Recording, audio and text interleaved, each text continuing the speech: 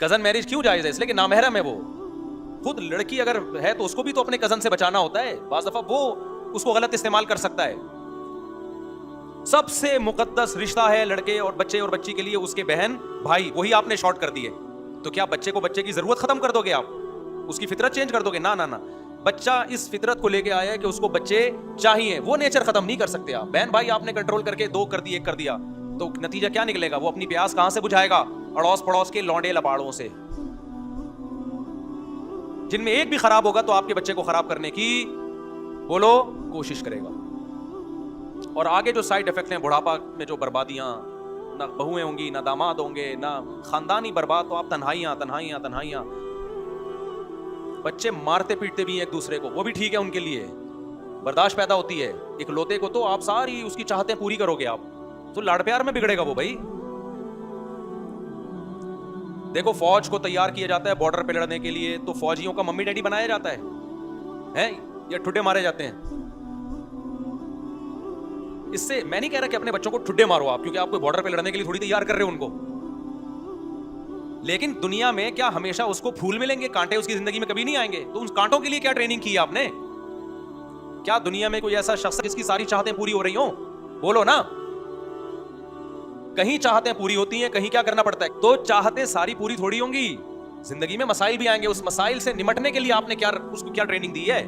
وہ بچپن سے ٹریننگ ہوتی ہے, جب بہن بھائی ایک دوسرے کو کوٹتے ہیں, شکایتیں لگاتے ہیں, شکایتی ٹٹو بنتے ہیں. آپ کو پتا ہے کہ میں تو تجربے کار ہوں یار.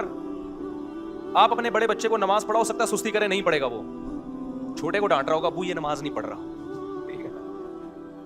اس سے اس کے ذہن میں یہ بات آتی ہے کہ نماز نہ پڑھنا برا عمل ہے, کل میں بھی یہ کام نہیں کروں گا تو میں بھی برا ہوں. یہ جذبہ اللہ نے رکھا ہے. میں آج اگر ممبر پہ بیٹھا ہوں نا, تو میرے بڑے بھائی بہنوں کا بہت دخل ہے اس میں. نہ ہوتے تو میں نہیں, کچھ بھی نہیں بن پاتا, میں کچھ بھی نہیں ہوتا میں.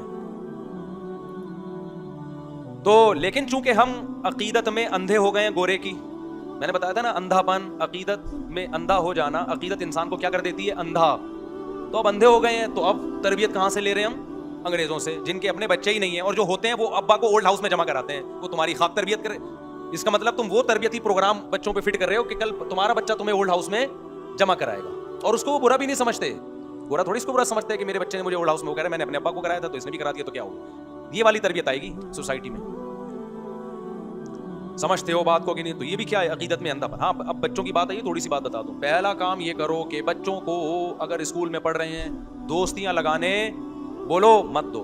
دوستی اپنے بہن بھائیوں میں بس, دائیں بائیں جانے کی اجازت نہیں. شادی بیاہ میں لے کے جاتے ہو, مائیں اپنے بچوں کو اپنی ماں کے گھر لے کے جاتی ہیں, تو وہاں کزنوں سے ان کو کھیلنے کودنے سے منع نہ کریں. رات کو سونے نہ دیں کزن کے ساتھ, قطعاً نہیں. میں نہیں کہہ رہا کزن سے بدگمان ہو, بھائی بستر کیا ہوگا دور. ماں کی, کیونکہ باپ ہر وقت گھروں میں تھوڑی غصہ ہوتا ہے.